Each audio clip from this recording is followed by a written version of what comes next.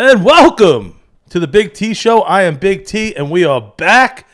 We got a guest with us this week, my man. I used to co-host. Remember that? Yes. Those are the days. An unofficial co-host. Oh, those are the best. Hold on, let me just double check. It's been a while since we had a guest. When was your last guest? You gotta have some guests. Sounds great. Hey, I'd rather be Big Boomer than getting it wrong. We spent a lot of times getting it wrong when we were when you were the unofficial. Yeah, man, we had some real fucking losers. We had some very big undesirables. and this is coming from me. Yeah, who's big time undesirable to a lot of people. I'm glad you cleaned house and got rid of the trash. We went full retard. You know what I mean? It was too much. There needs to be like a regular person to balance it out. It's good to have one retarded person and then everyone else. It was like the Neanderthal, that picture. The opposite. It was going down. It started with me and then it went to the crawling baby of retardation. I mean that jokingly. We were all retarded on one form of another in that group. We don't have to name names, but it was I mean, you could guess. He's not here now, and he was here every episode. There was a couple of them. Even the producer, there was a good clip. Remember when I got assaulted when I was doing stand up? No, that sounds hilarious. Oh, by the lesbian. Oh no, the different time. Same summer. You were assaulted twice? Technically, yeah. Wow. And remember someone who used to sit behind the board here?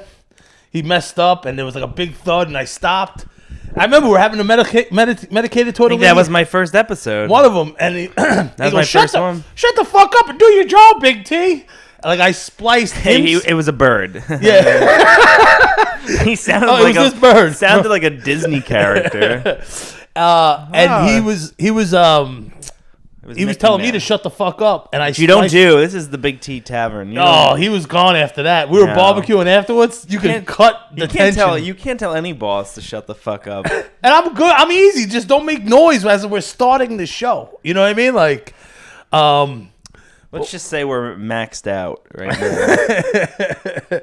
But what you call it? It's a pleasure to have you in studio, James. Been meaning to get you back. I did clear house. Too long. Yeah, it's been. I had to go this ranty by myself. I had to figure out the system. I had to figure out some things, And that took a year. The pandemic affected us all differently. It's true. It slowed us down, but we're back. I remember we did the Fifth Borough Comedy Festival on that roof. Oh, yeah. We had, on one side, we had one guy cooking pizza. Yeah. Then packed for a small outside 20-something people. Yeah, it felt like a small, tight room club-wise. You know what I mean? Yeah, it was great.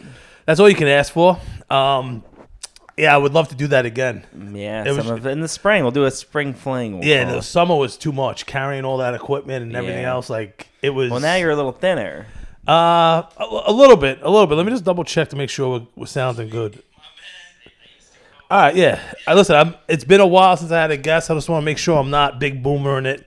Yeah. And we had a lot of episodes were just lost. Yes, as they should have been. Yeah, the ones that did survive probably shouldn't have. Yeah.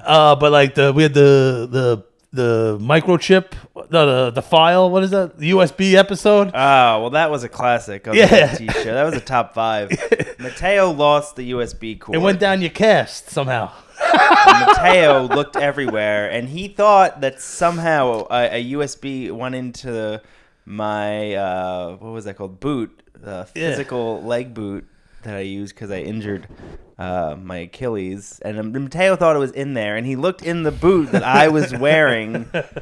Did he smell it first? He probably just wanted to sniff it because he's a psycho. Oh man, but we had a lot of fun episodes. When he found out that Vito was gay, that was a classic. One of the biggest story arcs in Sopranos history. The whole 6 season was based around that storyline. There was 6 seasons, and one season was basically all for that.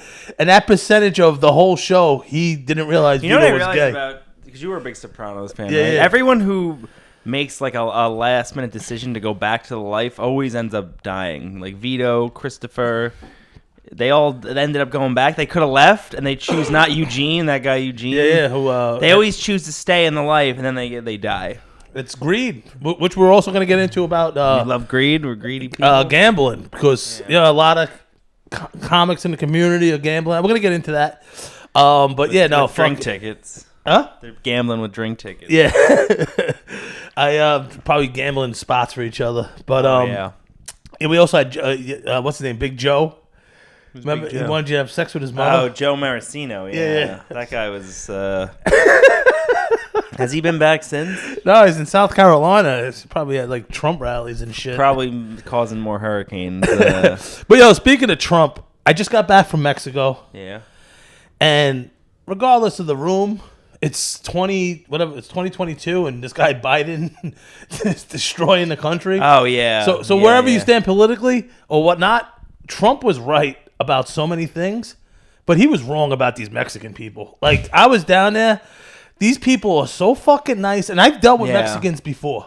They were, but even if you can tell when someone's being fake, they were fucking great. I couldn't help but be down there. Oh, they're great people. Yeah, it was just very nice, like, super very nice. friendly. The food was awesome. We're at the Hard Rock. I got fucking shit peeling off my fucking head.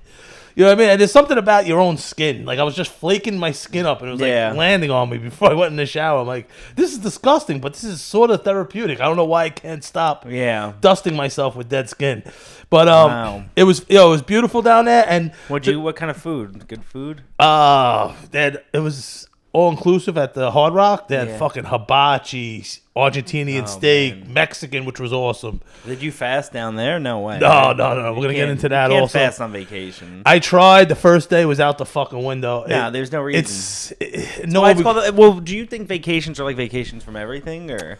I was trying not to. I was trying to stick to the fasting. Yeah, but you probably eat less even after fasting for a month. I got thrown off. I was having. I'm trying to help you out here. I know. Oh, so you ate the same amount? Know what it was? It was smaller portions, but like, let's say we didn't wake up in time because you can only get reservations for that day or 24 hours. Yeah. They were like, 10:30, all right? I'm like, the pool, the sun sets at 7. I'm not drinking. What am I doing for 3 hours? TikToking? Yeah. You know what I mean? Like, that is so funny. I mean, this is just me. I tried quitting drinking, and it's not even. It's so hard with stand up to not drink, to not take the edge off. So I just went back to it, but way less. I drink much less. And even he has a Corona Premium in his hand. He's trying. That's the healthy one. No, but I do drink like a lot less. I'm very proud of it, and I smoke way less too. Well, I'm pretty sober now, which I'm happy about. Hey, listen, it's a club. A comedy club. It's mostly bar shows. It's a bar with a stage. Yeah, it's a club. However they want to call it. It's dangerous. Yeah, and even like, I can't do the hangs as much. Like, even after a mic or going somewhere. Now you'll break the ceiling.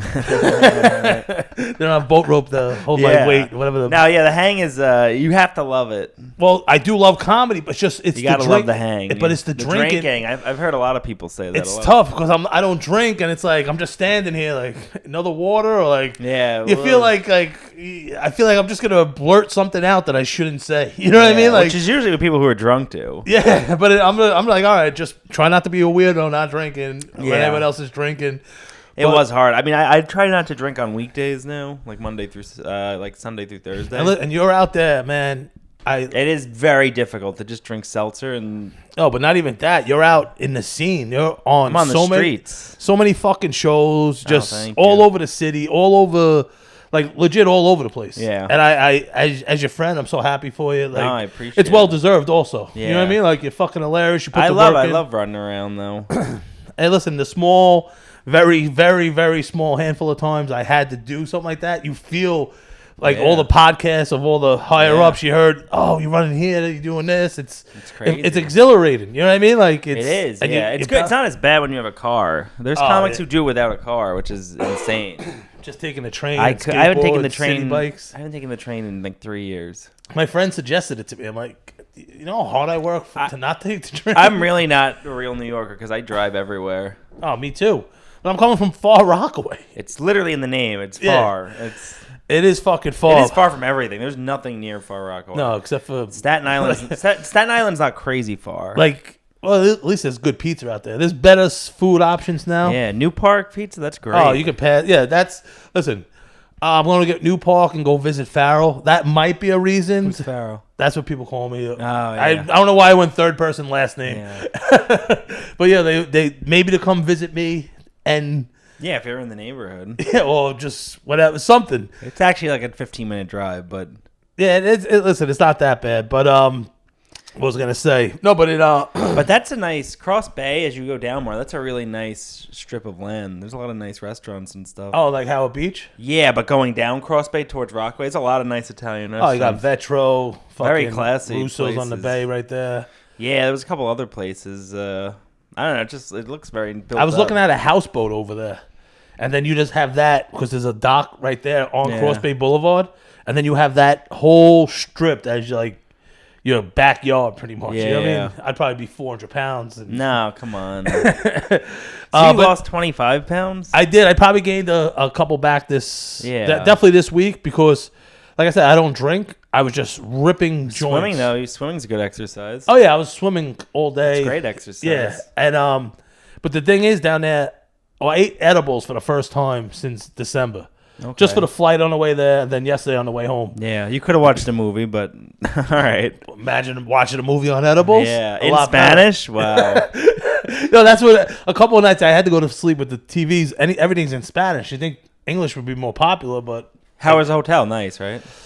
It's pretty nice, beautiful, overlooking this fucking baby blue sea. Pool. And like this beautiful fucking... there's a pool too, right? Yeah, beautiful pool. It was just... It's cleaned, the hotel like that down there? Yeah, it was... I like the Hard Rock. Everything, the food was top. Like, it was...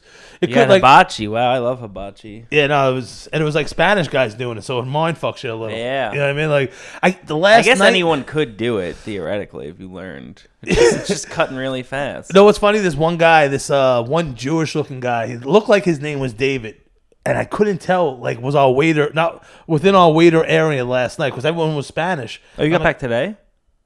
Last night. Oh, yeah, all right. And I was telling Kim, like, yo, that guy looks like a white guy. Like, it was the weirdest fucking thing. Wow. Like, you know what I mean? Like the whole... That would have ruined the whole trip. Yo, I was thinking in my head, because I was high most of the time, like, I was smoking a lot of weed. Like, yeah. They let you smoke they didn't let me smoke on the balcony. I was just ripping it on the balcony. Like, during the day, just watching... people in the fucking pool in the ocean at night. It's so therapeutic. I'm right there. You hear the ocean just smashing off nice. How much was it a night? It was a lot. No, and spend pesos, I mean. It was still a lot. Pesos or American. Because Kira, she's only off during the holidays when everyone else has off. What holiday was it? President's Day?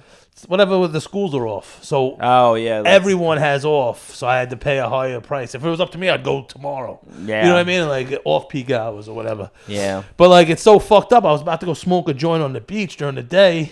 And the guy's like, one of the guys that was taking care of me, he's like, no, the cops, blah, blah, blah. Oh, they're bad down there? I'm like, all right. You know what I mean? Like, it's Mexico. I've been to Mexico before. Yeah. So then I'm walking up. I see some guy, looked like he worked there. He was Australian, but he was just dark skinned. He looked Mexican. Yeah. And he had videos on his phone of the police with fucking AK-47s running up on people for fucking weed and arresting them. And I'm like, yo, I've been down here. My friend's been to the donkey show. I know that's an American myth. What's the donkey show? Where the girl had sex with a donkey. He's firsthand. That's real? He firsthand saw it. I was looking for it. Like another, I wanted to see it. You know, that's a real thing they do down there. It's not like common, like everywhere, but it's there. You know what I mean? Like it sounds like a myth, but my friend, he wouldn't lie. Like it's one of my friends that he's not a liar. Yeah. You know what I mean? Like he has no reason to lie about this. He's that kind of person. Maybe he wanted to look cooler.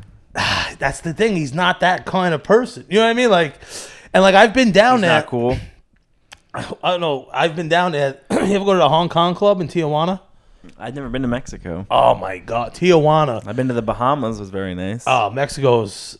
I'm telling you, if you're ever in San Diego, it's like 10 minutes over the border. Like nice. we were there for a bachelor party in San Diego. Yeah, and I kept asking because my friend told me about this mythical place called the Hong Kong Club. Okay. And I was like, yo, what do you know about the Hong Kong Club? And like the Mexican guy's like, yeah, man, for $1 more, they let you finger bang. And like, you know what I mean? The way he said finger bang, like for $1 more blew my mind. What kind of place is it? It's a strip clubbish type situation. The Hong Kong Club? Yeah. So they're all Asian strippers? No, they were Mexican. And like, we get down there, James, and it's like 10 minutes over the border. And Tijuana is wild. You know what I mean? It's just, there was a vibe. It was an energy. It's right there. There's something about like the dirt roads and the Mexican wall. Like there's something about that. And the cocaine. Yeah, there was a large sums of cocaine. Yeah, I bet. And oh fuck. What? I forgot to put it on airplane mode. My bad about that. But so we go to the Hong Kong club, and this is the same country that was arresting people this week for smoking weed on the beach, which is harmless. Yeah. They had sawzalls. You know what a sawzall is? No. It's like a saw that has a blade at the end, and you like cut through the walls and shit. So instead of a blade that goes back and forth like this, they put a fucking dildo on the end, and then you can sawzall the girl at the end of the stage. So now this country, which was great, and arresting people like on the beach, like Mr. Deeds. They were coming out of nowhere with fucking AK-47s, arresting people. What do you mean, Mr. Deeds? Like, you know, Mr. Deeds just popped up, like, hey, Deeds. Like, these cops, they were like hidden with AK-47s to run out to catch people smoking weed on the beach. But then in another part of the country, they put dildos on the end of a saw so you can fucking just into the girl on the stage. That's legal. You know, if the cops pulled up you with an AK, you're like, hey, you can have some. Well, you don't gotta pull a gun out on me. Like instead of a knife on the end of the gun, it was a dildo. Like it's just, that's their thing. They can steal the weed from you. But like, it blows my mind that. But that's funny. Wait, let me make a point, because that's funny. Because when I was in the Bahamas, they said the same thing. They're super strict about weed. Maybe it's just I don't know. Maybe it's just different. Different cultures treat it differently. It's the gateway drug. To more weed. So but it's your saws in one part of the country. Girls are getting sawzalled with dildos, like, and in another part, did you watch that? My friend did it. We were allowed to do it. I got on stage with the two girls. But you saw it happen. Yeah. Yo, in one part of the place, there was like a Chinese dude eating out a girl, smoking cigarettes right on the stage, which is disgusting. You know what I mean? First off, and then even if he was white, it'd be disgusting. Yeah, well, it was just the person. Thing. It was the person who it was. Yeah. If it was a white dude, black dude, Italian, Hispanic, whatever it was, I would have remembered. It's the action that we hate. It was. I would have remembered whoever it was eating out this girl who probably got ran through by half of Southern America and Northern Mexico. But like, and then like they would come out and somehow disinfect this whole stage area with the sawzall with the girl where you can just ram it into her. And like they did this like almost like a Zamboni. And why couldn't you do it? What? The sword thing, the sawzall. I did not want to do it. I don't know why I didn't. My friend wouldn't put it down. It looked fun. Yeah. You know what I mean? And I'm like, I don't know. Maybe something happens to it. You hit an internal wall. I don't know. I don't know why I didn't. That's exactly the way the human body works. I'm trying to think. Did I fucking do it or not? No, you would know if you rammed a dildo into a woman. No, there was a lot going on because now I get on stage after they disinfect everything. Mm-hmm. And there's like these two little Mexican girls, and they're like trying to spank me. I'm in my boxer shorts, shaving cream, like felt like KY jelly or oil all over the stage. That's almost a shower. Yeah, no. Well, they cleaned the stage pretty good, so I felt decent about that. And now they're this like, is all out in the open. Yeah, and now I'm in my underwear, and they're like, everyone's laughing. All my friends, there was like 8 of us.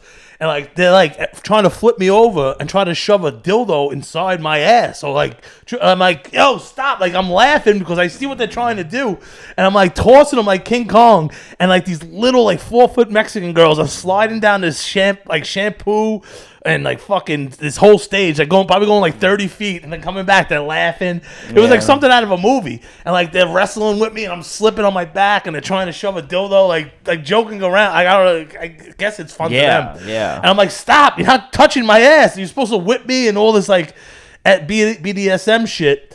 And like as like one's like wrestling with me as I'm on my back, all the suds and this juice are like in my nose and mouth. I'm like, yo, this is all just like pussy juice and all this animal stuff. I can't stop it from getting in my face, and it was wild. But weed's illegal. My point is what I'm trying to fucking say.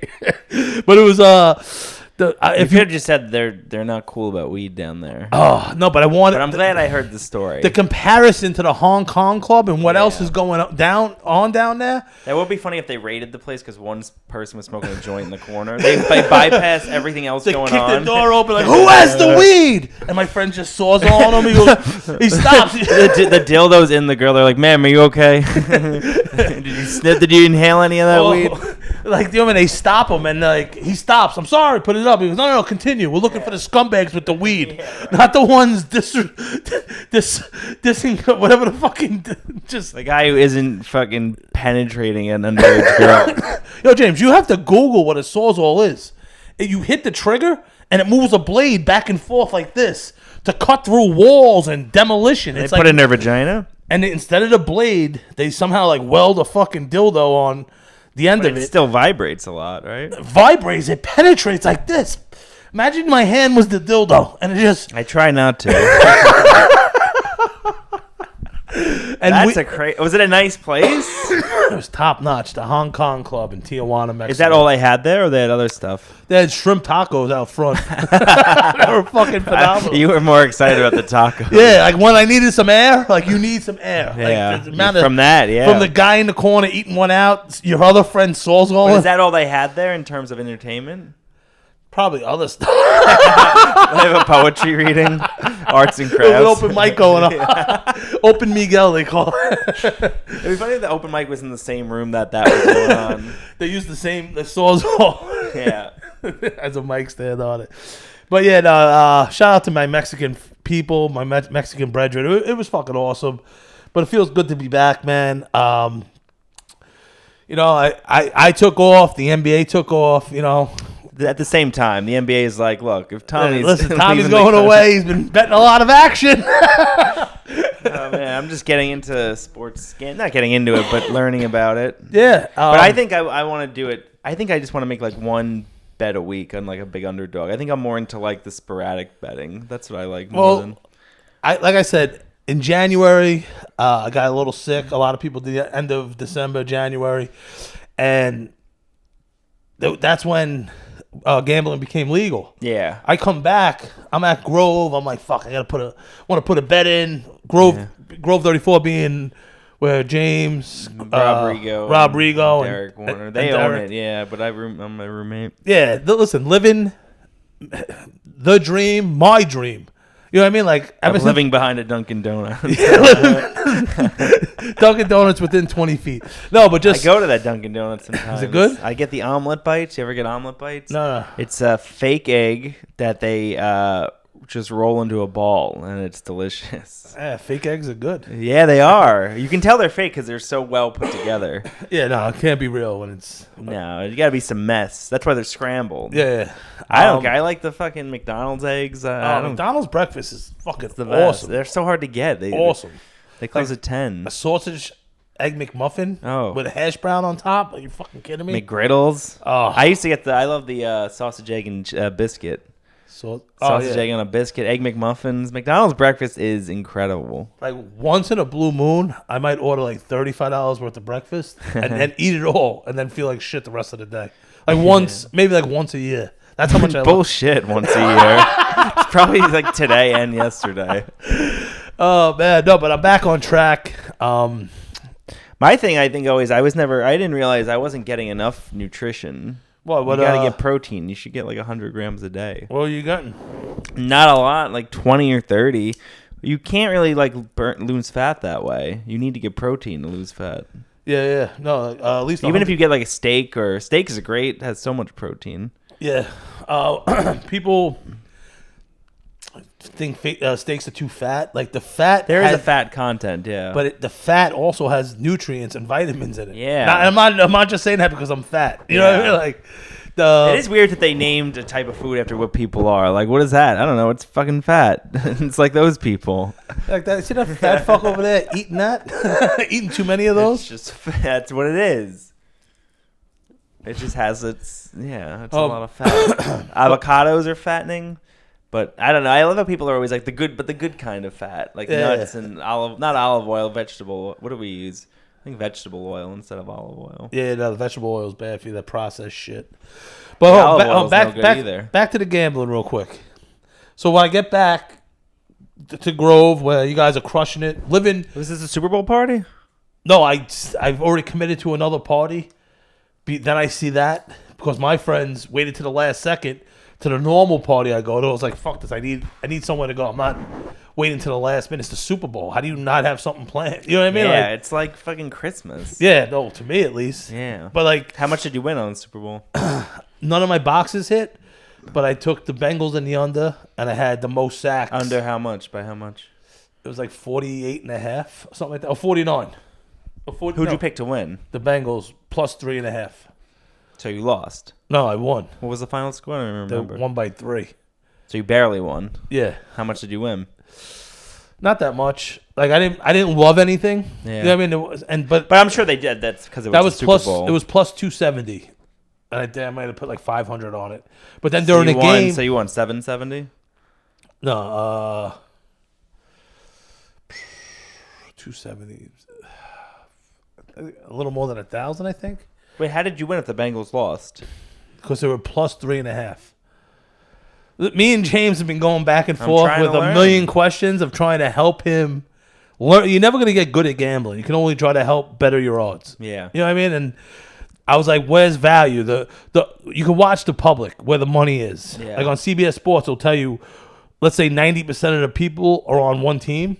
Yeah. You go against that most of the time. Yeah. And the money was on the Rams. And you know what I mean? So I was like, you know what? Let me take the Bengals plus 3.5. That, you know what I mean? It gives me a field goal. You know what I mean? Yeah. Cushion. And then when I 3.5 points. Yeah. Okay. And then the whole playoffs, I took the over in the Bengals games because they score a lot of points. Yeah. But for whatever reason, they were kicking field goals the whole playoffs. I said, fuck it. The money was on the under, but the line went up. So that's going to, you don't want to go where everyone is, but Vegas was showing you something. Yeah. People are on the line and it's going up when it should be going down. So something was fishy. So I was like, let me take the Bengals on the under. Then during the game, they were down early. I got Bengals in the under again at plus 600. So I hit that. And then I had the most sacks for the game, the two guys on the Rams, and they tied. So then I split that. Nice. Yeah. Yeah, I like just doing it like on a big underdog, putting like 100, winning like 800. I know it doesn't happen a lot, but that's the type of betting I like to do. Right out the gate, you fucking won $200. My first bet. You hit a couple of money line dogs. I picked Boston College to beat North Carolina State. They were big underdogs, and then the Islanders to win by 2 in Seattle, and they did. Yeah, so I won between the two like 400. That's the kind of betting I do. No, but then I don't love the type you were showing me before. It's too much to follow. I like just putting one. Yeah, I had one today. 11. The Knick game. I picked 11 different. You lost by 1, right? Yeah, and went 10 out of 11. And you get nothing, right? No. I get. That's why. Yeah. I made a TikTok video out of it. Like complaining. How many views did it get? I didn't even look. I get nothing over there. Yeah. I make it there and just put it on Instagram. Yeah. Even though. You're not like the average clientele of TikTok. If you're they just mute my videos. Why? Just so they can't hear what I'm saying. Like, just take the video down. No one wants to hear me just talking without hearing me. You know what I mean? Like, it's fucking. They really like a lot of videos I make that I put on Instagram. Yeah, I'll just use them to edit and then take it down right away within a second because. Okay. I don't want to get canceled. I go there for entertainment. You know what I mean? I don't want them to just. You gotta make sure you don't get canceled. No, like just not even cancel me from creating. Like I go there to watch videos. You know. But do you like? But what I was saying before about betting, is that okay to do it that way too? Just bet once in a while on underdogs. Like that's how I like doing it. I didn't love the way you were explaining. Like I don't want to do that type of gambling. Like really. Like if I hit like 800, I'll just withdraw it. Like I'm that type. No, everyone's different.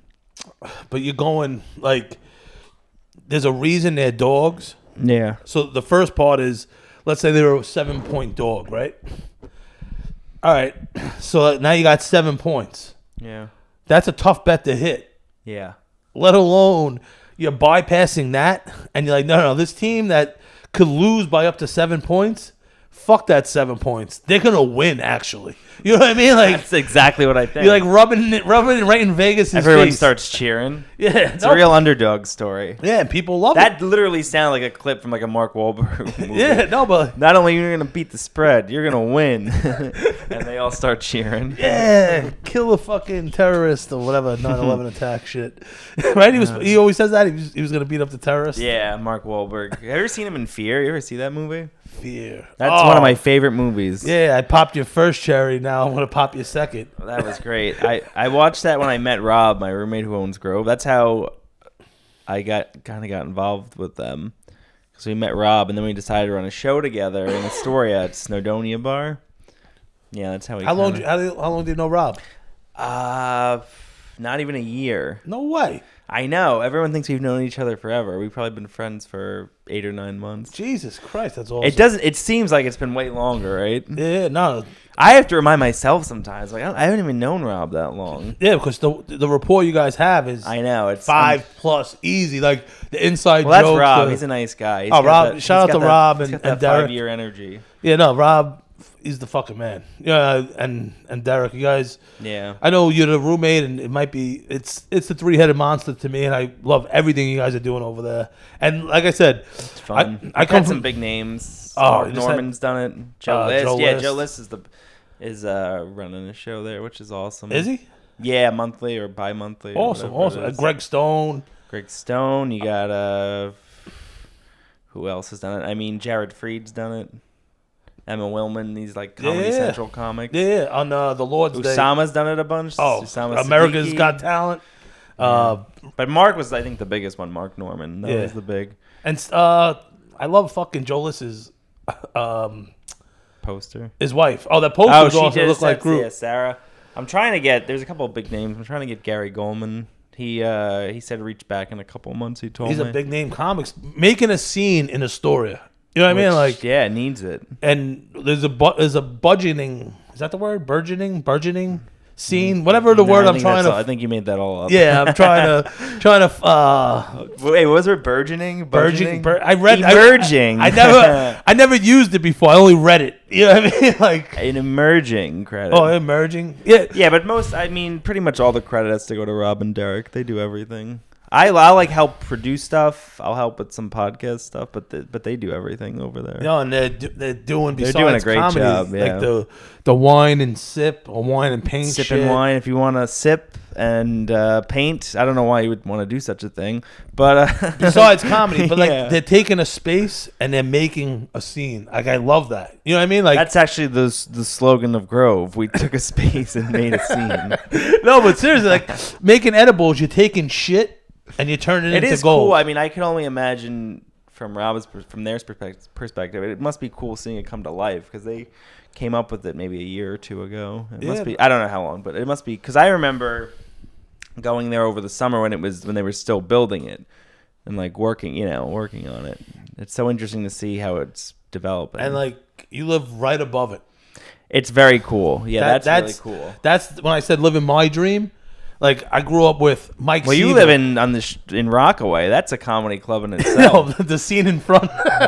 There are some funny people on the streets of Rockaway. No, but like I grew up in the 80s and 90s. Like Mike Seaver and Growing Pains lived above the garage. Like you know what I mean?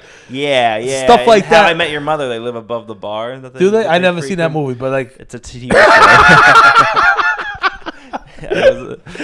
I heard good things. It's a guy tells his kids the story of how he met his mother, and it's pretty. But that's what I don't like it. Like, but living it like moms or whatever. Yeah, no, it's above a hot spot. Yeah, it's fun. But like you guys walk down. It's just I love that. I was looking for a spot. Mark Norman was our first show ever there, and we sold out. And obviously, not every show has been like that, but it is when stuff like that happens. It is very cool, and there's a sellout. Hell's yeah, and you made a spot. You know what I mean? Like the open mics, they're like old. It's like what's that movie with Mark? We bought a zoo. I was thinking if we build it, they will come. I was thinking The Natural. No, is that The Natural? Yeah. No, but like the old creeks. It is nice that I could help a little, like a little bit, even getting some comics and stuff like that. Is fun. But there's a Astoria scene. Yeah, you know what I mean. Like those mics that you have at Grove are reminiscent of the good mics from the Creek. Where they are good mics. You have quality comics. They might be Quality open comics, mic good comics hosts. on the way up. You know what I mean? Like there's some good nights there. You know, really good nights. You know, it's a heavy male to female ratio. We what are you gonna like?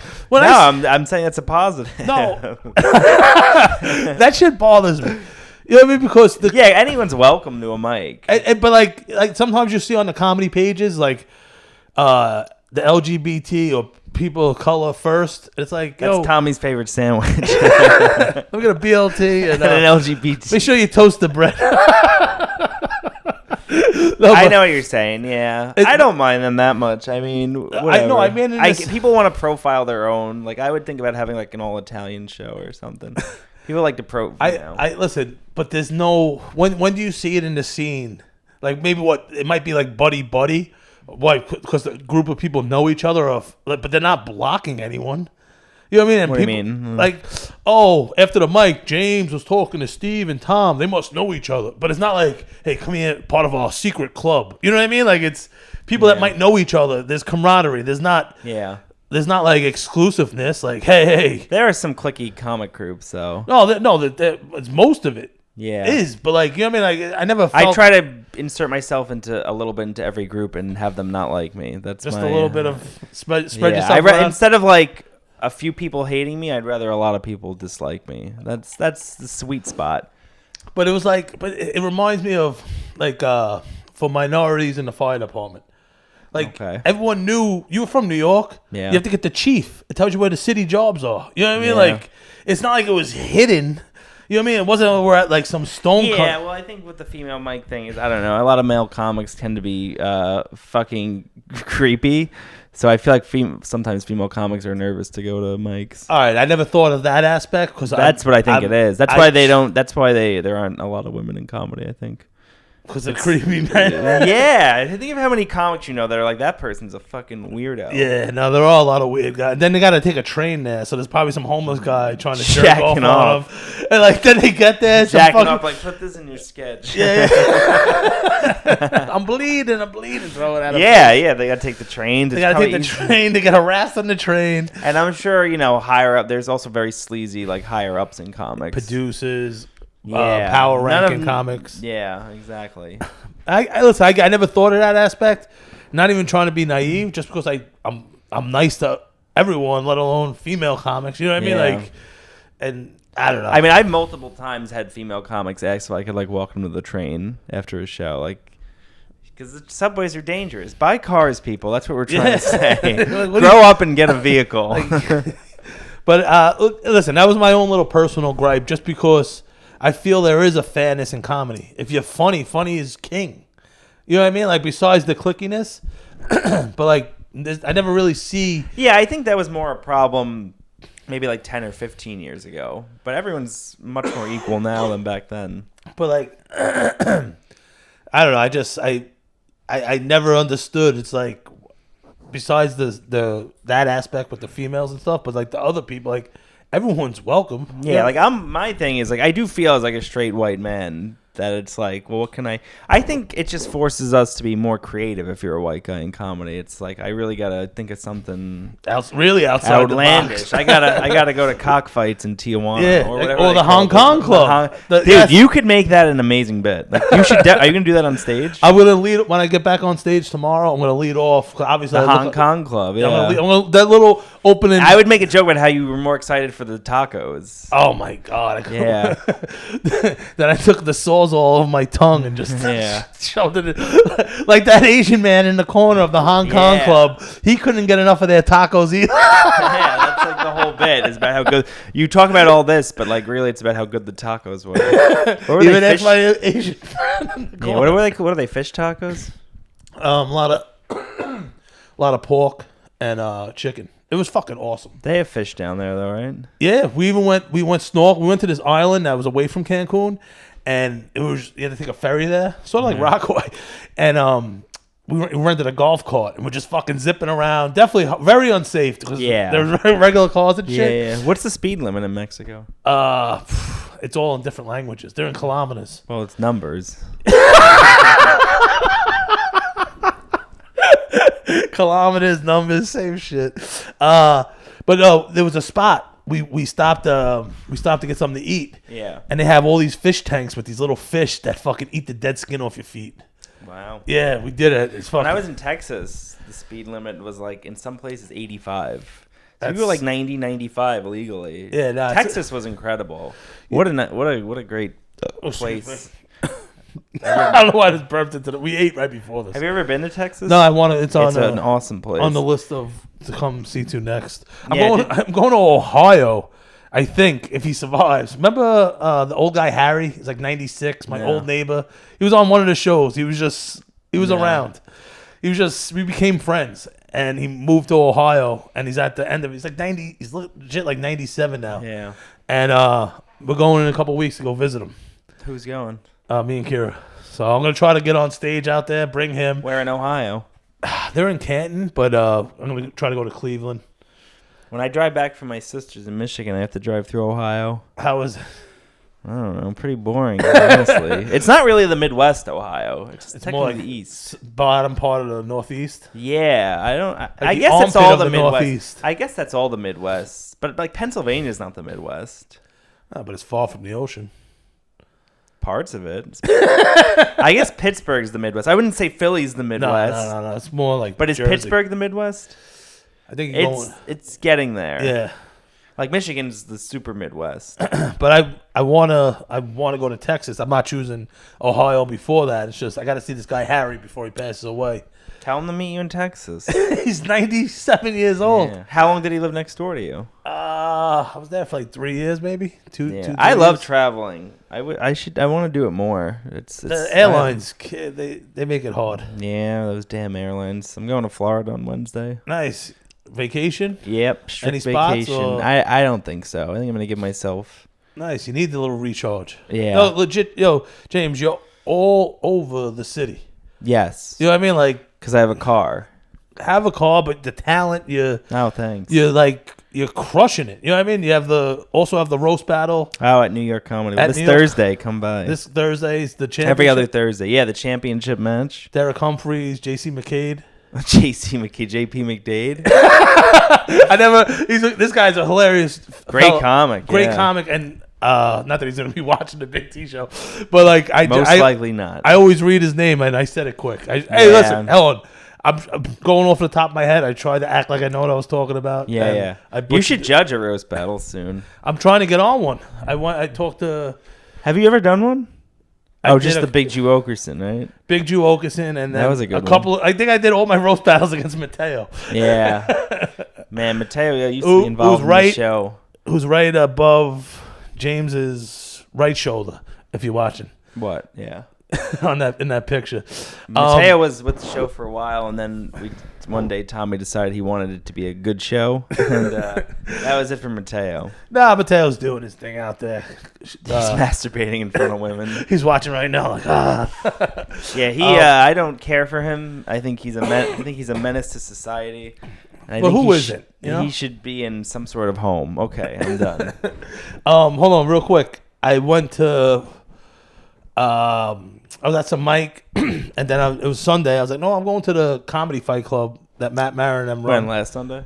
A couple weeks ago. Yeah. And I was at the Bowery Electric, and I walk in. I say, hey, what's up, Matt? Give him a pound. He said, oh, you want to warm up the crowd at the top? You did? Yeah. I was like, boom. Nice. Just came from a mic. Normally, I would eat an edible when I get off stage. I'd be a pile of shit, like, huh? Yeah. But at that point, by driving to the city, there is something nice about sobriety, like making certain changes to your sobriety. Like I hope to someday be able to be sober all the time. I'm getting there. I would love to see me. But just like going out drinking every night was not beneficial for me. You feel terrible. Yeah. And how many of those nights are going to be a quality night? No, and then you feel like shit the next day, and you just. That's why I'll like do a little bit. I'll just drink once in a while. But like. Even like when people say, hey, want to go out for a few drinks? Like I would bring this up. I had to go to multiple alcohol classes from getting DUIs, get my job back for UPS. Like you have to go for these programs and shit. How many DUIs do you have? Huh? How many DUIs do you have? Just one, but there was like court ordered shit, then UPS ordered shit. So I went for a lot of these classes. And you kept your job at UPS? Yeah.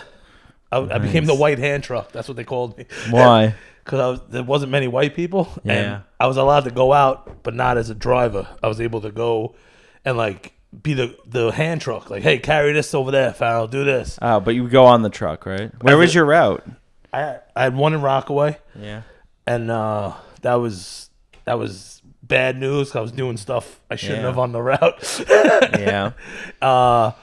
All over. Going through the packages? Selling my own packages. Oh, what do you mean selling your own packages? I was selling Coke at the time. Okay. And it didn't smell, so you could bring it to work with you. You know, bring your Coke to work day. And like, I would have to meet a bunch of people that were doing it for me, and I would be like, yo, when you come up to the truck, present your license. Yeah. And so I would have it. I'd put it in a UPS envelope. They would come up, show me their license. I'd look at it and have them sign the dyad, the machine that you sign for the paper for the. Didn't they see it, UPS?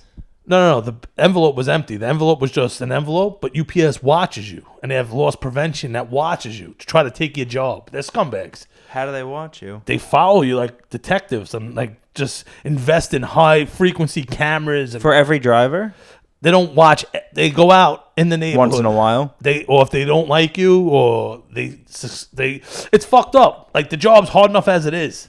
You know, everything's online. No, it's not. You just drive from house to house. You think it's that easy till fucking there's no parking and the guy behind you threatening you. Yeah. Like you're in the hood. I guess if you're in the suburbs, it's not as bad. No, but then there's a lot of walking because there's no curb, like a big sprawling lawn for one envelope. You know what I mean? Like that. Everything's time matters. How many stops a day you have to do? When I first started, it was like 110, 120. What? By the time when e-commerce exploded, like fucking 2010, 2002, all that, 2000. There's no way. You Bro, 160 stops. It went up to. What do you just have a route in front of you? No, you either have your route. Everything's based off of seniority. So you have a route. Or you can be a cover driver. I like to be a cover driver, so they couldn't. What's that? You just, let's say you're out today, and James has a good route. I'm doing James's route. Yeah, I'm doing Long Island. Or whatever. You know what I mean? Like I always liked it because I could choose different routes. So you were like a fill-in. But it didn't matter that I didn't have my own route. Everything's based off your hire date, your seniority date. So I might have been a cover driver, a fill-in driver. But I had a lot of time, so that mattered for vacation, this. But then I did that, so they couldn't follow me. You know what I mean? It would be a hard time for them to follow me. Because they'd have to look up where you were going. Oh, now he's in fucking this place. Now he's in Far Rockaway. Like, just make it hard for them. Because I went from thinking the cops were watching me, which they probably were when I was doing whatever I was doing, to now I try to go legit. I got thrown out of my mom's house. I was trying to get a job, living on my aunt's couch, UPS. Then I get there, and there's other drivers like, yo, they watch us here. So I'm like, all right, so I'm watching that. I think undercover cops are following me.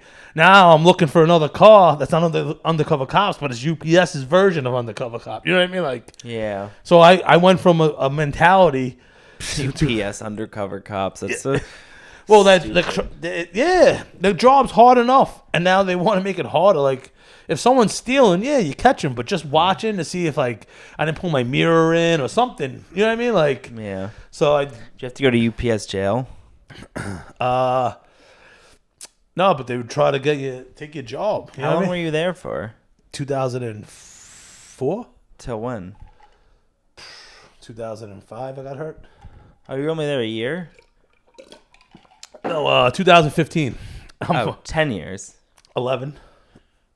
Oh, you haven't worked for them since then? Yeah, I got hurt March 9th, 2015. What happened? I sprained my ankle. And then it turned into nerve damage from surgery. Yeah. Oh, so you sued like a lot of people. No, me? Nice. I want to sue someone. That'd be great.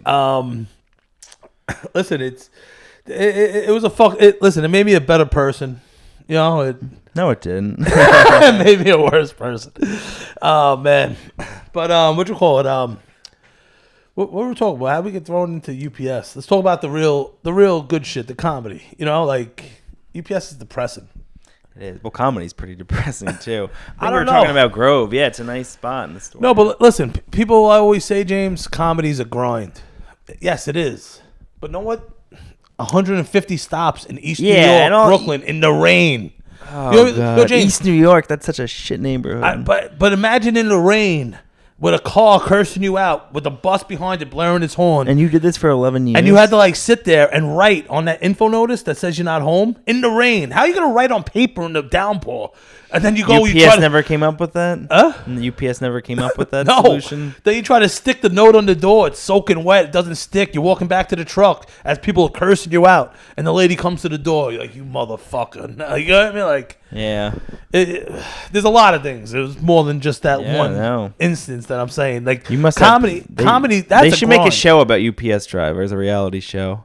There's some on TikTok that are risking their jobs to entertain people. Like, they're inside the back of the truck. Like, I see them. Yeah. This goes against policy. I know it. You know what I mean? Can't like, show the back of the truck? Well, just...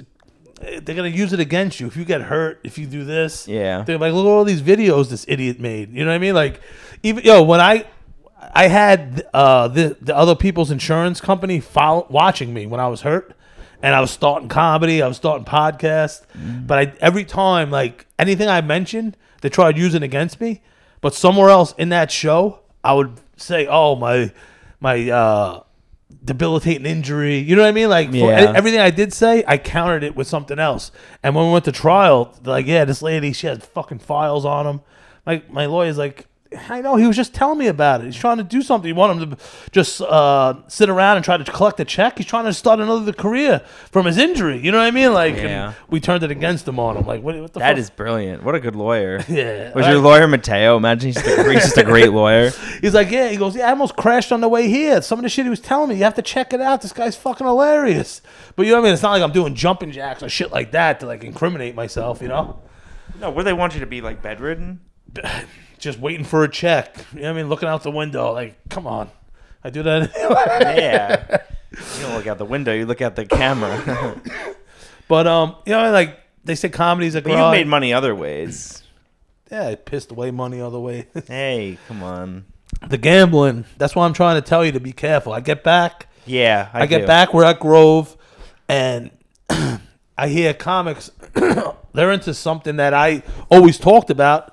But now it's legal in New York, and, like, they have all these sign-up bonuses. You put in $20, we'll match it $300. I got $300. Yeah, and I won $800. And some comic came in, told all the other comics, they're giving away free money. And now comics are gambling, which is dangerous. Yeah, I don't know how, because none of them have incomes. But listen, don't let them fool you. A lot of these motherfuckers have parents. Yep. You're not doing 19 mics a day. You know, picking up dog shit. You know what I mean? A couple of people are, but not all of it. I see through your shit. Everyone sees through it. And then to go perform dog shit on stage. Yeah, like, come on. You can't even come up with something better than that? But yeah, no, I'm like, fuck. On our comics are gambling, this is not going to be good because I've seen the bad side of it. You know what I mean? Like, fucking people trying to threaten you. You know, it's like, come on. People losing their homes, potentially. Yeah, that's in the movies. Oh, no one... Knock on wood. Is that not really happen? People... No, it can. It can get out of line, but, like... what are, like, the biggest... Is it the people who just don't know when to stop? Yeah. Like, they'll win $100,000 and lose it all. Like, winning was never hard. It was when I had an account with a bookie. Let's say it was $250 max bet, which is nothing. You get up to like 15,000. Then all of a sudden, and what were you putting down? What were you wagering? I was fucking. Know how hard it is to get that much money on a $250 account? Yeah, no, it's very difficult. And they would lose their mind, and then the next day you wake up, max bet 2,000. Like how? So they change it. Next thing you know, you gave it all back and another 3,000. Oh, because you try to do it again. Just that greed is so hard to control that I keep bringing up to you. Yeah, that's why I almost think with gambling, it's like have a set amount, and then if you win that, don't go beyond. Like say 5,000. Once you get a taste of a win, like I can do it. Like you can do it all the time. Yeah, you think that you start really thinking you're gonna do this. I think I'd be good because I'm very controlled. Because like even when I won the 500 last week, I didn't gamble for 4 days, so maybe I could be alright. That's self-control. Although it is 500, not 5,000. So yeah, you start winning large sums of money. And like, and you told me you won $100,000 a day. Oh, listen, James, I thought that was privilege. What's the word? Private conversation. I'm only kidding. Hey, listen, you can win that much. You know what I mean? Like I had an 11-team parlay with the Knicks today. I wasn't risking a lot. It paid $26,000. And you lost by 1. Yeah, I went 10 out of 11. So it happened. And you got nothing, right? Yeah, I lost a couple $100. Yeah, wow. You do have to kind of have money to gamble, though. No, that's the thing. Like people, oh, it's legal now. The bookies are out of business. Like, no, credit is king. This country is built on credit. You know what I mean? Like, credit cards, this. Like, people, oh, the weed shop. They're going to put the black we love credit. Yeah, we love debt. Yeah, so like the weed shops, besides a higher tax, like on weed, yeah, like a lot of people their wife can't know how much money they're spending on weed. Yeah. So they go to the weed guy that spots them. You know what I mean? Then they come up with extra bread to pay him or whatever, song and dance. Yeah. Probably steal money out of their wife's purse, whatever it is. Just fucking bitch. Yeah. Like, oh, I can't get I earn it. I can't smoke weed. Yeah. I'm the one who works here. I'm gonna talk to someone that cares. I wonder what Tommy's doing. Slaps, yeah. Slaps are not too hard. Just a little smack. I'm gonna sawzall this bitch. Yeah. No, but like, no, I would be controlled. Like if I won 5 Gs, I wouldn't bet for like a month. I would just use the money. I guess it's different. Yeah, I know. Because I haven't had like a big win. Like when Boston College won, when I won the 200. How'd you feel? Oh, it's great. I didn't do nothing. I won $200. It's for pressing a button. Yeah. So, but like, imagine like that's a full game. You can bet halftime.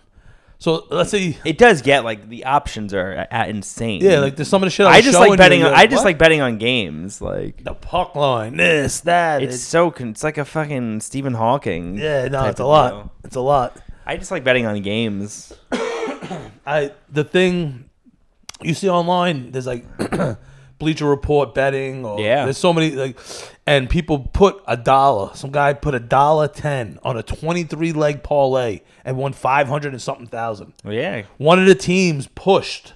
It was 11 points. The guy hit a 3 for no reason at the buzzer to make it 11. So that game pushed. I mean, you need luck, yeah. But it should have been 24 legs. That push dropped at 400,000. He should have won 900,000 on $1. $1.10. $1.10. That's why you shouldn't beat yourself up to it, because stuff like that's always going to happen. Yeah, like there's no reason that shithead's going to chuck a 3 down 14. Also, all right, down 14. No reason to shoot it. You're down 14. It's still flexing. Hey, his greed is he wanted to flex. And lost this guy money. Well, no, the guy still won 500 because it pushed. Yeah, but I don't exactly feel bad for him. But it dropped on $1.10. Still won 500. I know, but it could have won 900. What do you think he's doing now, that guy? Oh, he's in fucking the Hong Kong club with 2 sawzalls. Eating another one out. He was there before he won the money, but he's also there now. But like, there's so many of these things that I see that I Can you Google Hong Kong club? Yeah, it's on TripAdvisor. Nice. And they were telling me, because I was so enamored with this place, you can fly into Tijuana's international airport, and they'll pick you up, and there's a penthouse with a pool and all the. They were trying to wine and dine me at that point. How much I was loving the place, eating shrimp tacos and shit. But you live well by any means, right?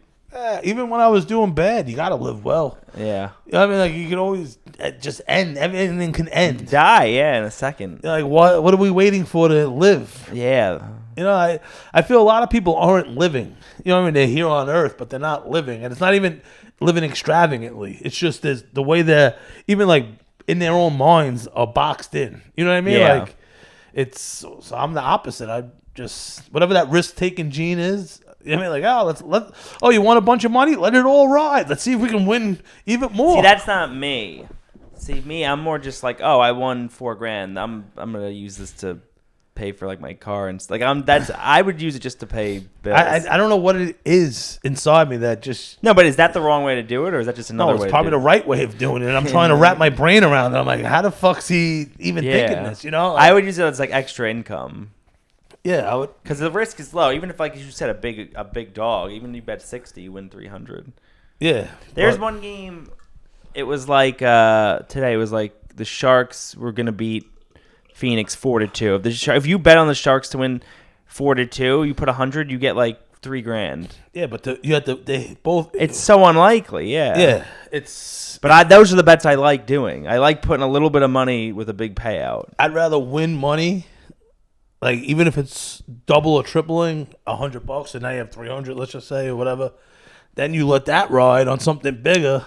Yeah, but I guess what I feel like is that method. Eventually, can't you just lose it all though? Yeah, who cares? You can win it back. I guess if you, yeah, I mean, yeah, that's true. I guess because like even if you did withdraw the money, you're gonna lose that money too. Yeah, even if you take a couple of days off or a month off, if you're gonna gamble again. Yeah, like I'll do like a 2-team parlay is a good way to win some quick cash. Yeah, Two favorites, you could. That's almost like a guaranteed $100. If then you get the upset, you know what I mean? But yeah. You have to. You can only hopefully better your chances. I was thinking about it. You could pick 2 favorites in a 2-team parlay, and pretty much be guaranteed to win like $100 every day. Well, you can go about it that way. Or you just mix it up. I wanted to show you something on my phone that I stumbled across. Yeah. You want to see an absurd amount of money? 100,000. Oh, it's on airplane mode. No, what is it? I've stumbled across my account, which I had since 2014. Yeah. I didn't start using it to probably maybe 2017, 2016. And it shows the amount of money that I have gambled. And it's how much is it? If I told you, you wouldn't believe me. 600,000? Somewhere around there. See, I would never do that. I would never get that into it. But that's with me winning a lot. Yeah, that's why you can't look at it that way. Let me just see what it is. Account balances. Oh my God! How much? Where is it? Wow, I was almost right. Yeah, 639,000. How did I know that? Almost to the number. Oh, that's sad. Oh, look. No, but that's not losses. No, that's what people don't understand. Because then there's times I was in Vegas, not betting with FanDuel, and won you know what I mean? Like this. I bet one $100,000 win is like a sixth of that. Yeah, and I've bet at other establishments and walked away up. But you're good at it. I'm not. Now, you can never get good at gambling. You can only hope to better your odds. Once you think you're good, then the rug. It's like comedy. Because you can't be good. It's just not pot for gambling. That's what makes it gambling. Like that's. But the comparison with comedy, you know, like you're feeling great. I'm crushing. Yeah. Then you feel you start switching over to the other side. Yeah. Then you go up there and you eat shit. You're like, and all those good memories are gone. That's why you just got to be present. Yeah. Well, that's gambling. You know what I mean? Like, oh man, I just hit 3 in a row, 4 in a row. See, I don't have that mentality. I think I'd be good. But is it a good comparison to comedy? Like, no, because there's nothing at risk with comedy. Like I'm a conservative. I know these two words. Like I'm a more conservative gambler. I know those don't go together. But the bombing is almost as bad as losing money. You know what I mean? No, losing money is worse. I'd rather bomb than lose money. It's tough, man. Bombing was one of the worst feelings in the whole world. Losing money, you can lose money by accident. You know what I mean? Like you can like $100 bill could fall out of your pocket without knowing, and you feel like shit. You know what I mean? Like I don't know. I compare it. Like I've done both. I've eaten shit on stage, and where I put the work in. You know, and I've lost parlays that I put the work in that I thought they're gonna win. And you know what I mean? Like if you like start disrespecting, I could do this for a living. You know, like. No, that's just not the way I think. Like I would just be like, oh, I won. I'm gonna keep this money and use it for stuff. But what you call it? Because then you could always just win it again. If that's the mindset, then you could let it ride. That's my mindset. Mm-hmm. You can always win it again. Let it ride instead of withdrawing it. Like you said, getting your car fixed or whatever. Let's let it ride and maybe buy a new car. You know, because that's how you could make serious. You don't win $100,000. You don't just like. Oh, $100,000 on the Knicks, please. Like, there's people that do that. There's certain They're people called sociopaths. Yeah, that's insane. But if you build it up and not on the Knicks, no, on the Warriors, I'd get that. The Golden State, but like, there's money to be made in parlays. They say it's a sucker's man's bet. Like, I don't know. Yeah. If you do it right, I just like picking teams that are a big underdog and just putting like a little bit of money on them. Remember the example I was telling you about the Yankees and the Phillies when they were both good? Yeah. If you had Cole Hamels and CeCe on the mound, I'd put $1,500 to win maybe $1,200. People are like, that's a losing proposition. Not the way those teams were playing. That was almost a guaranteed win in the 2000s. Yeah. You know what I mean? So and Phillies were great. I would just do that constantly. When it would be like a $2,000 bet to win like $1,600. Like, that was the numbers I always thought in my head. Yeah. And I would kill it back then, and then I would go and start betting other shit and give it all back. That's the issue, But listen, just tread lightly, James. Any way I can help you, try to better your odds. I'm gonna do a 3-team parlay tomorrow. Let me know. But see, my initial thoughts, let me do a 3-team parlay with underdogs. Because the payout is so big. That's the greed. No, I don't think that is. I think it's just like... I want to make it more interesting. I want to make it. That's the greed gene. You think of greed as one thing, and now, sorry, I forgot to put it on airplane mode. This is a different form of greed masquerading as numbers in a gambling site. You know what I mean? Like, it's to control that aspect, to see those numbers in the parlay. That is true, because I never won a big amount, so I don't know how. Yeah, and now you're seeing it in the parlay multiplier, because it's not like 3 teams is 6-1, right? But if you start putting money lines in there, you're seeing higher odds. You know what I mean? Like 2,800 to 1 or whatever the fuck it is. Now you're seeing these numbers that get your eye. You put 100 at 3 teams straight at 6-1. Well, 600, that's nice. But if you put 3 dogs or puck line dog and it's plus 2,800 and you put in 100 to win 2,800, come on. That's how I think. Yeah, but that's how I think. But of putting, maybe 3 teams. But because it's so unlikely you're going to win the way I do it. But I do it the other way, where let's say you put 3,000. Yeah. And that, you know what I mean? Like, it's not a bad idea. Now 6-1, you're looking at fucking. Yeah, I guess almost 20,000. I guess everyone's just different. Everyone likes doing it differently. Yeah, and like I said, like, I don't know why I love like the NBA first half.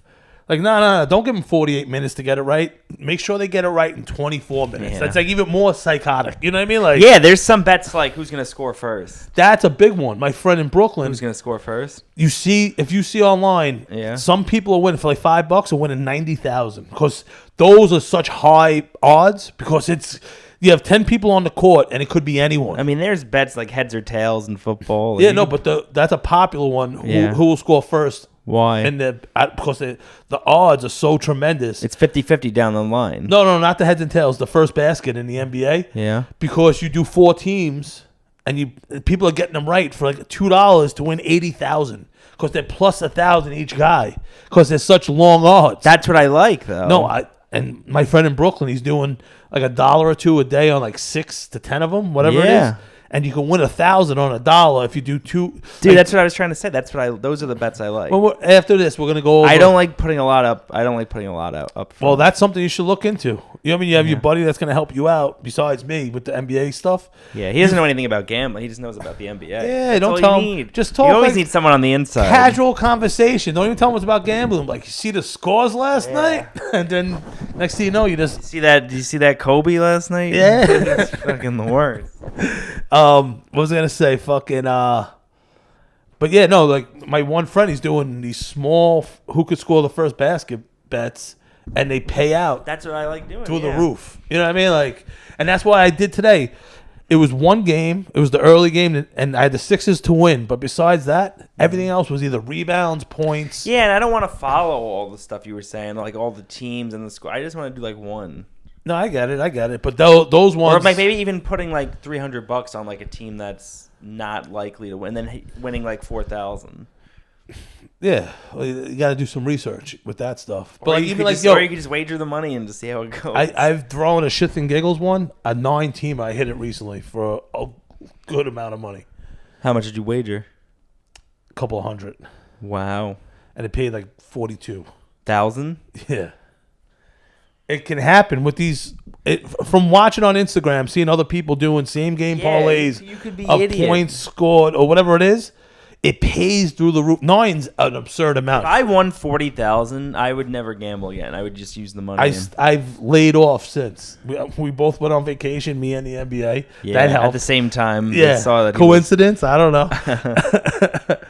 It does make sports way more interesting. Oh, I'm like checking the game. They're like, "Wow, do you like the Oregon Ducks?" I'm like, "Yes." Yeah. You're like, "Big I'm Beaver like, fan." I'm like, "You got the Islanders." Oregon State. Yeah, I'm like, "You got the Islanders." What about Boston College? I'm just like asking for different fucking games. No, you could see someone who's just constantly on their phone, refreshing. I try not to, but yeah. Oh, that's the favorite. I set up a Twitch, and when I was trying not to gamble, and my reactions, because I have the NBA pass, but the streaming is like a half a second later. Yeah. So I'm watching the game, but I can get it on CBS Sports on my phone and see the guy missed the three. I'm like, fuck. And I'm watching the game. Be like, what happened? Then the guy misses the three. So I'm watching it on my phone like a freak, not even live, like the digital. And it's faster than the live version.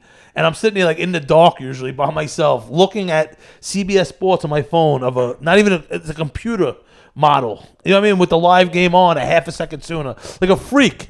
And you're just doing all these motions, like praying to the God, like I need this, come on. You know what I mean? Like on what was that? Was it the first month of February? I think people had off. And like I was down big, and it was Memphis, and it was Martin Luther King Day. That's what it was. And there was a huge slate of games. And I'm like, I was praying I needed this team to come back and score a lot of points in the second quarter. And it was Memphis, and I think that's where Dr. King was shot. Yeah. And I said, blown up. And I said, yo, if they come back, and blown up. I thought it was a bomb. But yo, I go, if they come back and score, and this parlay hits in total, I'm going to donate 10% of it to the NCAACP. NCAA. And NAACP. Yeah. Fuck, I try to be as smart as I got it wrong. NAACP. The parlay didn't hit. They came back and did it. I thought it was over. It was down like 19. I'm in Stop and Shop. I'm like, they came back on Martin Luther King Day. The Memphis Grizzlies. How much did you bet? They were part of a parlay. Yeah, the other parlay didn't win. So my deal with God to donate to the NAACP. And that was the last team that had to win? No, there was one other one, but the parlay didn't hit, so I didn't have to donate with my deal with God. Because it was Memphis, it was Martin Luther King Day. There was a lot going into this. You know what I mean? Like this parlay, but I guess God didn't want them to win. Yeah, I'm sure Martin Luther King would be very happy knowing that. There goes Tom. Yeah, he's like, well, yeah, at least something good. What else is going on, James? I've been watching a lot of murder documentaries lately. No, but not even for the murder part. Like, I'm learning all about like the justice system. It's insane. It's really crazy. People always like. It's like court is just like a big game, kind of. A lot of times between both sides, they just try to score points. It's interesting. Then there's even a sub species of that. Of if we know each other, and my case sucks, I'll just die on the sword. Yeah. For your case to win. Because knowing down the road, when I have a better case, you're going to die in the sword. Yeah. It's like an unwritten rule like that. Not in every case. Like, I've seen it firsthand with my lawyer. Like, I went to school with this guy, and he knew the case was weak, so we fell on the sword. What does that mean, fall on the sword? Like, admitted? No, just like, you chalk it up to a loss already without much friction, so the other side wins. It's a game, like you said. Yeah. Like, if you're a lawyer, I'm a lawyer, your case sucks. You know you're going to eat this shit here. Next time your case is good, you're going against me. I'm going to eat this shit so you win. Yeah. It's fucked up. I saw behind the scenes. You know what I mean? Like, yeah, it's so interesting to learn about, though. Like, I got arrested a lot like an idiot, and I had to go to stupid. Yeah, we've all been there. But, like, I used to love that. Just sitting in court, like, yo, that guy was with a hooker or this. Like, you're seeing the behind the scenes of society. You know what I mean? Like, assault or domestic violence, and like it was two guys. Like, I wasn't seeing that one coming. You know what I mean? Like, just you see what's behind this legit going on with society at going to court. I always found that very fascinating. Yeah, that's crazy. But what else is going on? You got any shows coming up this month after Florida? A couple at the Grizzly Pear, a couple in New York. We have the Grove. We have the Grove show March 18th. Who's on that? Steve Rogers is on. Very funny. Yeah. We got Hannah Berner is supposed to do it. Oh, you and Kira were just talking about that. Yeah, she should be doing it. Was gonna say, you still working out? Yeah, been doing the fasting. Yeah, we were talking about it. What are you at? What fasting do you do? I just pick a different window every day. Depends on my schedule. I usually don't eat like when I have the trainer. He's usually from like 12 to 1, so I'm not eating till like 1:30. Yeah, it's I got off it for a couple of days, but that's the best way to lose weight. But then like going to the Grove, Mike, which is at 6. You're gonna leave here by 4:30 latest. You know.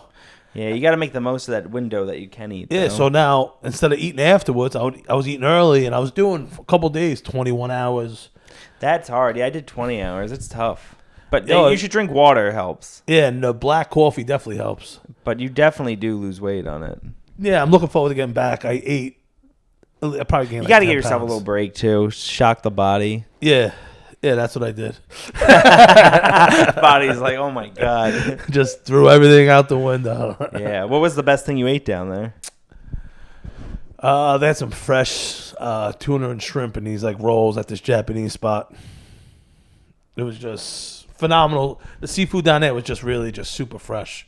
Yeah, it's right there, the ocean. Yeah, it was fucking awesome. That's awesome. I've never been there. I've been to LA, never Mexico. Same thing. But basically. But what you call it? How's the podcast? Podcast is good. I'm trying to find new ways to make it, pop. I think last week was our best week since we started with listens. We had 50. Humiliated? Yeah, humiliated. On Spotify. Yeah, we had 52 listens last week. Which is listen, our most since we started. It's hard to get these people like, oh, people always ask, what's your numbers? What's this? Like, fuck you. I like just doing it for fun, the podcast. No, but like, you can beg people. You got to set up a stand. Like, hey, I'll jerk you off if you listen to my podcast. Like, no, it doesn't work like that. It's hard. You know what I mean? People. It is fun. It's fun when you get a good guest. I just like it. It's fun when you have a fun episode. And yeah, no. I've had some really fun ones. And listen, it's a selfish act of us talking. Yeah, I don't care about the numbers. Comics. Like, I'll check it. I'll just check it. The podcast has made like $1.70 since I started.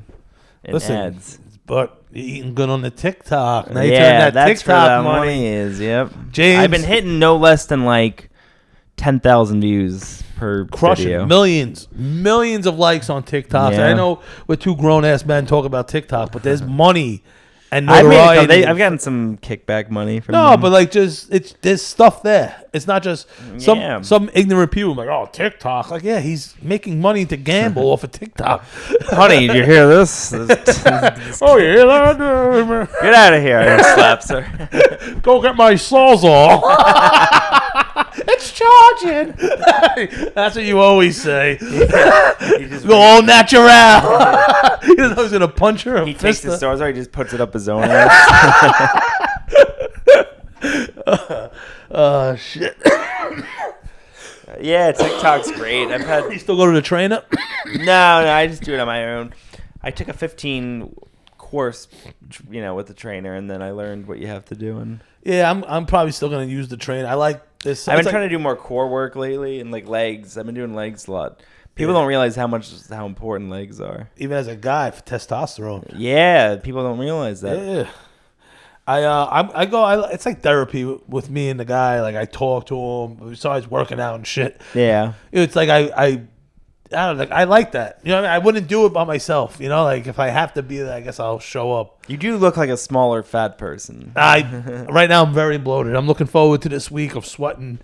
All 25, that's a lot of weight to lose, 25 pounds. I'm going to weigh myself tomorrow and face the reality of this past. How much do you think you gained? 5? Probably at least. Yeah. I'm Scale's saying, also, you can't totally trust the scale. No, but I'm getting back on track tomorrow. It is what it is. Yeah. You know? But yeah, I need to do. I'm getting back on stage tomorrow. Train. Where are you doing at Grove? Yeah, I don't know if there's a 6 and 10. I know for a fact there's a 10. I don't know about 6. There should be a 6. Yeah, they have a scheduling now. That's how busy they're getting. Shout out to the boys. Schedule, yeah. You know, they have to have a schedule. That's good. That's Roast good. Battles Thursday, the championship match in New York Comedy Club. The title's on the line. Nice. Thursday. I think I'm pretty wide open. I'm gonna. The one day I was going out. It's a late show. It's past 11. It starts. Yeah. The other time I was in my car. I was on Flatbush. I was like, "There's no way I'm making it," and I thought it started at 10:30. It said, "I guess 11." Doors open. Did you go to it? No, remember I told you I was coming the day I said I was going to it. Yeah, you gotta come. You never been to one? No. No. Oh my god! I only been to the other one, the comedy. You got to come to one at least. Yeah, it is late. It is 11 on a Thursday, but it's a rocking crowd. Yeah, no, know what? You probably see me there on Thursday. I gotta get in Florida. Come to the next. Well, come anyway. But fuck. The next one is St. Patrick's Day. That's gonna be a fun one. Nice. Who's on that one? Dan, Dan Wicks and Nick, of course, and Nick Tillelli. Verse each other? Yeah. Oh, all right. I'm definitely gonna be there. Yeah, that should be. Oh, I'm doing. Gio Perez. Yeah. Him and Derek Drescher. Nice. Because they've both been to prison. Yeah. They run an awesome show at the Stand, 23 and it's and such 1. a good show. 23 and 1. It's such a fun show. They're such good producers and comics. Yeah, no, they're doing big things. They have the podcast On the Gate. Yeah, I don't know the name of it, but I think it's called On the Gate. They always have Leo C. We love Leo C. Leo's the best. He's great. They're all the best. That whole crew. Yeah. Then you got like Lawrence Reese, Miles Toe. Yeah. Like it's just all those not white guys. Hey, listen, it is true they're not white guys. No, but that's good. But you need to have different friends. Like I don't know. And there's a lot of New Yorkers in there. Like we're New Yorkers. Yeah. So like you're from Rockaway, right? Brooklyn, then Rockaway. All right. Where in Brooklyn? Marine Park, Flatbush area. Oh, you were there first? Yeah. I didn't know that. Yeah. I thought you were always Rockaway. Nah, we used to come down in the summer and stuff. But in sixth grade, we moved down completely. Yeah. But just like how we're talking, us, those guys, it's just there's comedy friends, and then there's like the New York comics that. Oh, the best. You only get it if you're from here in New York. Yeah. Not, I've been here for 10 years. Shut the fuck up. No, I was born and raised. Queens, so we're both from Queens. Yeah. Different parts, though. Yeah. Drastically. Queens is huge. Bayside is basically Long Island. Yeah. Just a boring ass, boring. You can say the same thing for Rockaway. In Long Beach is right here. Yeah. But Bayside's just such a boring town. You ever been? Yeah, no, of course. Fucking Cherry Valley's right there. Whitestone, Bayside. Oh, you been to that one? Yeah, my fucking doctor was over there. Nice. I'm like drawing a blank. I'm like, Bayside, yeah. Cherry Valley is amazing. Yeah, no, I just late night, 24 hours, the Beast, the fucking... Yeah, they had some good sandwiches. Couch. I haven't been there in so long. Well, listen, James, fucking awesome having you back. Yeah, this was great. I hope I came a little further along of... Wait, you want to end it? How long have we been going? Hour and 20? You do an hour 30, don't you think? All right, yeah.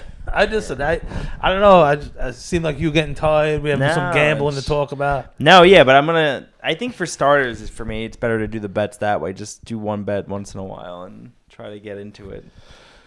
Well, I know what you're saying because the parlays are where you want to be, but I could still do short parlays. Listen, there's a reason people say it's a sucker man's bet. You know what I mean? But parlays aren't just for teams winning. It could be any bet, right? Yeah. Points in the game, goals scored. You ever bet on something you have no idea about, like soccer or something? Like college basketball. You know what I mean? Like, that's the Boston College win. Like I just, if I've won money on like a Friday night. Yeah. Or anytime, let's say I have money like. So here's what I'm confused about, and we were talking about when you wager something, you only lose that if you lose, right? Yeah. So you don't lose it if you win. No. Like all those questions you were asking me, they're not gonna get it wrong. Yeah.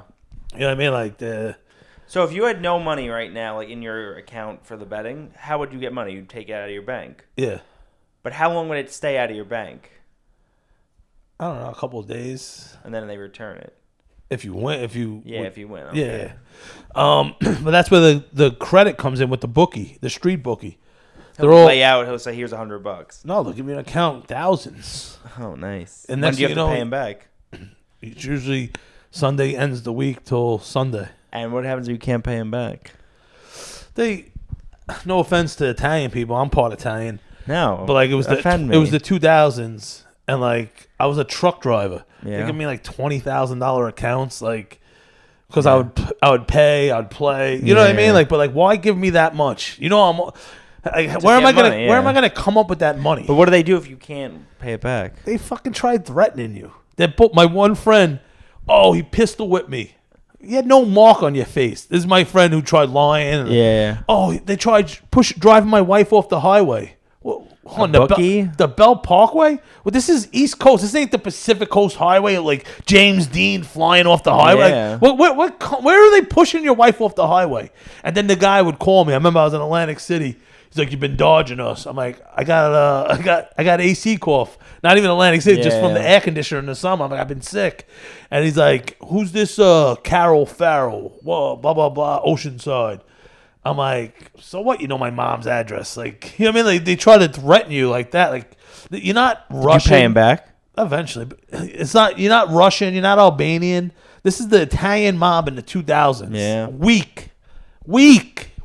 Yeah, I hate owing people money. But you know what I mean? They would try to threaten me like, "Yo, come Eastern European. You'll get someone's attention." Not the mob after you ratted on each other and God, he's dead. You know that's what I mean? the reason they dismembered, and that's what I learned from The Sopranos.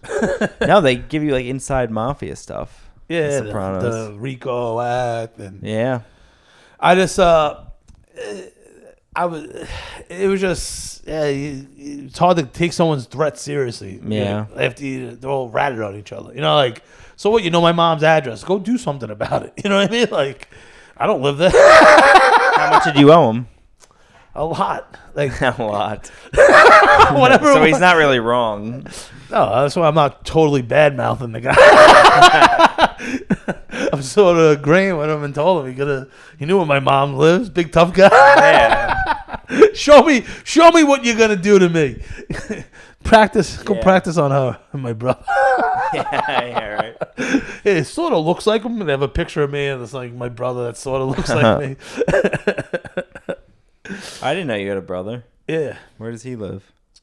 He used to live in Rockaway. Now he lives up in Breezy by my mom. Oh, that's right over here. Yeah. It's not too far away. Is Breezy Rockaway? Yeah. I remember last summer we had a fun party there. Oh, that was... You can't replicate that ever. No, the outdoor show, right? Yeah, picturesque sunset in Coney Island. Jet ski pulled up on the beach. Yeah, it was great. Comedy as the sun setting. It was fucking amazing. A drone filming it all. Yeah, it was great. Oh, man. I would love to... We tried doing it again this past summer, and it was like fucking 90-mile-an-hour winds. Everyone canceled. I had to leave my car there. I got so fucked up. Someone drove me home, and then... Someone drove me home in my car. Someone I never met before. Very risky, but I was willing to risk hold on. It was like a rando there, right? Yeah, he was a comic, though, and he lived in Astoria. He knew the other comics. Oh, They're not going to, like, And even if they steal it, like, I have the license plate. Yeah, at least you got home. Yeah, right? Like, what is he going to steal it? Like, I have the license See, this plate. is the It's the most unique car, my car, too. This is the gambling I'm talking about, James. Yeah. Once you stop giving a fuck, next thing you know, you just firing away. Like, it's just a car. Yeah, it's just a parlay. Let me just gamble the same amount as a car. Yeah. But listen, man, like... I always think of gambling. You were a big Sopranos fan, right? Of course. That guy, David... who loses his sports goods store to Tony. I always think Go back in your fucking room, David. It was the I'm sorry. We got sandwiches. Yeah, that's what I think of when I think of like a degenerate gambler like him. Like he just couldn't stop. Yeah. He lost the sporting goods store because he gambled that he owed them money, right? Yeah. Listen, it can get bad, and trust me, it has. But now you're living in a castle right now. I don't want to fuck it up, man. But that's why I'm saying to just do it the way I was saying. Just do one bet once in a while on like an underdog. That's how I like doing it. But like, I would like to play people in basketball for money. Yeah. Dude, after the bar sometimes, jacked up, coked out of my shorts. At the basketball court, like, you know what I mean? Like, you need someone to go drink and continue to do drugs. Someone would have a basketball in their trunk. You're paying for money. Yeah. No, playing for money. Yeah. And I would say like $500 minimum. I don't want to put my sneakers on or sweat for less than $500. You know what I mean? Like, so gambling, that's my mindset of like, what I want to make this bet worth my while. You know what I mean? Like, if I'm going to risk any money, the risk or the payout should be something nice, you know? Agreed. Any other gambling questions? No, I'll learn more as time goes on. I don't know. For me, I'm always fascinated by putting a little on like a huge underdog and winning like a ton of money. Like that always is what fascinates me. It fascinates a lot of people. That's why just putting like you said $2 down and getting 90,000 or like just something. listen. So that's what your friend does. He bets on everything and puts a little bit on each. He does the first basket bet. He wins a lot of money doing it. He has won. He doesn't win a lot of it because it's hard. But he's gonna risk. Let's say he does $1 or $2. Yeah, you don't lose. You anything. can win 1,000 if you pick like 4 of them because they're plus. Yeah. Well, listen. We'll go when we're done. We're gonna go. Those are the bets I like doing. So I would get into those. You know, I like that. Like this team has to win 4-2. Like I like those because you win so much money if they get it. That's so hard. There's so many numbers to choose from. You know, like it's fun. I saw it today. They won 3-2 instead of 4-2. One more goal. Listen, and what was it? Plus 3,000? Yeah, it was something crazy like that. Put down $50, you win like $6,000. I guess like I don't know I know totals in NBA. Like if I was a hockey person, yeah, you'd probably be like, they're probably gonna win 4-2. Like if the over under is 5.5, which is 6, the goal like it's not 3-3. It's probably either gonna be 5-1 or 4-2. Yeah. You know what I mean? Or then if you want to get silly, add a 3 to the other side. You know what I mean? 5-3, 4-3. So it's probably within a range. Now I'm thinking about it. I like those bets. What, the ones I was saying about? No, if you're thinking about it now, like if you just think about, oh yeah, that fucking, it's gonna be either 4-2, 5-1. Like what? Like there's not that many options in hockey. Yeah. That's not gonna be out of the ordinary. 9-2. You know what I mean? Yeah, that won't happen. Probably. You know what I mean? Probably not. So you're right. There's probably only maybe 8 good outcomes. Maybe even 6. Yeah. You know what I mean? If you really break down the numbers. Mm-hmm. So I'm going to have to look into that, James. Thank you. Yeah, no problem. But, yeah, seriously, thank you for coming on. Hour and a half went super quick. I appreciate it. Yeah. And definitely want to have you back and maybe even on your own turf in Astoria. Yeah, let's do it. You know, I want to talk to the guys about maybe doing something over there. Yeah, let's do it. You know, I just love everything you and them It's a good are doing over at Grove 34. Check it out if you're ever in Astoria. Or hit me up if you have any questions about it. And like I said, follow James at James Pontillo. Yeah. On Instagram, James TikTok. Pontillo? Yeah. J 92, TikTok, Yeah. Instagram, Twitter. Yeah, check him out. And we're gonna definitely have him back again. And like I said, maybe even in Astoria. And you know what? If he hits one of these big ones, we're gonna Still have Astoria. Yeah, still Astoria because it's Fall Rockaway in the winter. But if he hits one of these big parlays, you might see him sooner than later because we got to have you in studio. Yeah, for that. let's talk about it. Yeah, 100%. And maybe if you go down a rabbit hole and whatever, good or bad gambling, we're definitely gonna have to have you back. Yeah, regardless. But listen, it's been another episode of the Big T Show. James Pontillo. Remember, be the person you are when you're high. See you next week. Later.